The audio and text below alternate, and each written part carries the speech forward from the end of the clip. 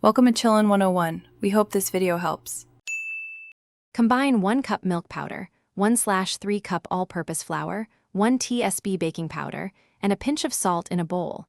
Cut in 2 tablespoon ghee until the texture resembles coarse crumbs. Add 3 to 4 tablespoon milk gradually, mixing to form a soft, slightly tacky dough. Stop when it holds shape without being sticky. Cover and rest for 15 minutes at room temperature to hydrate.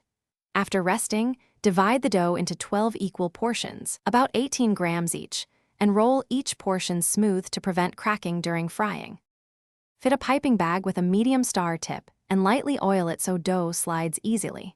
Pipe each portion into 3 5-inch churro shapes or short twists. If pieces are too soft, shape on parchment first. Heat oil to 350 degrees F, 177 degrees C, and fry in small batches of 3 to 4 pieces so temperature stays steady. Fry each batch 2 to 3 minutes per side until evenly golden and cooked through. Internal texture should be tender, not raw. Drain briefly on a rack before tossing or soaking in syrup.